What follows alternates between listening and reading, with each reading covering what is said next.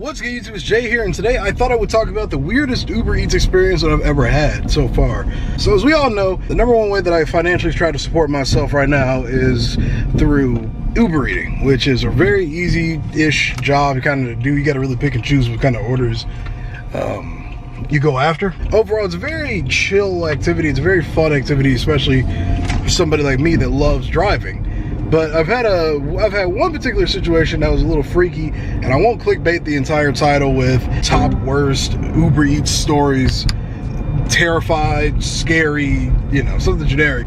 But it's definitely one of the ones that made me kind of nervous a little bit. And it was just, I probably overreacted like I always do with a lot of things. Looking back on it now, man, I feel like I made the right call. So let's just talk about it for a second. So there's an Uber Eats order I had to do from a place called Bar Louie, which is a very popular bar and grill-esque place here in Ohio. So I picked up the food from there. It took me about 10-15 minutes just waiting on it, but it was a good price. So it was a good order, so I was gonna make a decent amount of money off of it. I pick up the order. It takes me about 10-ish minutes to drive to the location.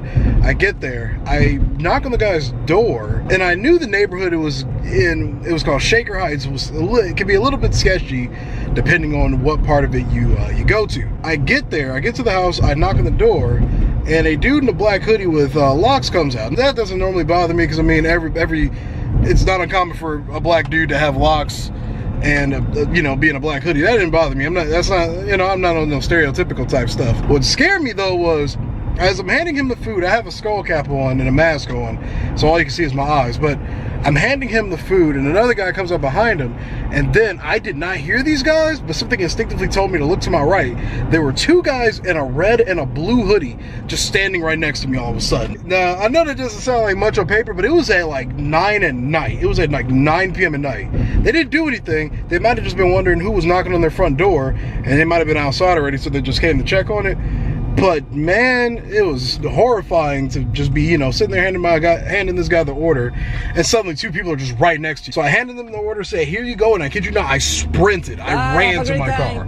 Like I did like a 3-skip type sprint thing where I like, I don't know what you call it, but I didn't full on run, but I like skipped a little bit, you know, like I skipped to my loo. No, in all seriousness though, when those two guys just popped up right next to me, I was like, "Hey, here's your order, bye." I literally ran to my car, and my heart was beating so fast it wasn't even funny. Now normally stuff like that would never bother me because it's whatever, it's usually not a big deal. But again, it was just the fact that I was sitting there just chilling, handing this guy's order. You know, I knew, like I said, I was being already very cautious about the area that I was going into. Like Shaker Heights is pretty chill for the most part. Certain areas of it, like with any city, you got to really avoid. What made this encounter pretty bad was it was in the middle of the night. So looking to my right and just seeing two random dudes in a red and a black hoodie or a red and a blue hoodie, one in a red, one in a blue, just show up right next to my right. I'm just like, whoa. I'm like, dude, am I about to get robbed? Like, I've gone in all types of weird neighborhoods, back roads, you know, being in Bowling Green and whatnot, which is like 80%, 90% back roads. I've gone all types of like dark areas and back roads and stuff, but most of them were pretty chill because it was just cornfield. When you live in Ohio long enough, that kind of stuff does not bother you after a while, especially when you live in those little back areas like Bowling Green. Bowling Green was a nice city overall, but it's definitely in the more rural, like isolated part of Ohio. That was the freakiest experience I've ever had with Uber Eats, and it made me a lot more cautious of my surroundings. There are certain cities I do not go to in Cleveland, namely East Cleveland, because that's just a haven for crime and a lot of murder. And I'm not kidding when I say that. There's a lot of crime in East Cleveland. I don't go there. I never go there for any orders. I don't care how much it's paying. Usually they're not paying good anyway, but I definitely do not go there for orders. It's too dangerous. Again, Shaker usually isn't too shabby. You definitely have to be careful of what parts you go to. But that experience definitely made me a little bit more cautious of my surroundings, because normally I'm hyper aware of my surroundings. I'm always looking, always double checking, making sure nothing's coming my way. They were so quiet, and they both had their hoods up too, so that's what made it even more weird.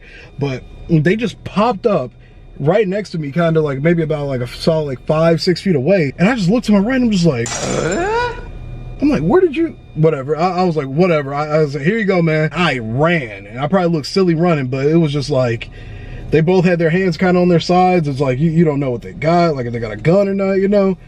So I was just like, man.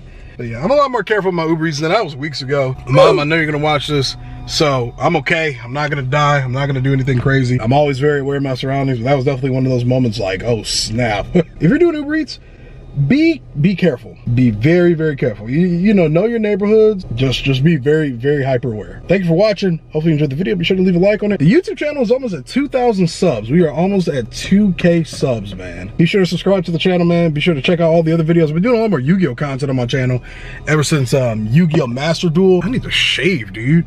I'm like a hermit. Just thank you again for all the love support on the channel. I've been doing a lot of Yu-Gi-Oh content ever since Yu-Gi-Oh Master Duel dropped, which is an incredible game that I love playing so far over on my Twitch channel. It's competitive. I've been loving this game for the last 20 years, man. Be sure to check out all that content, especially if you're gamers. And if you're only here for the IRL content, I'm gonna try to keep doing more. Just been really busy with making money. I got student loans and stuff to pay up. choking on my water right here. Just a lot to do, man. So thank you again for supporting everybody. Make sure you get your sleep. Make sure you drink your water. I'll catch you in the next video. Peace.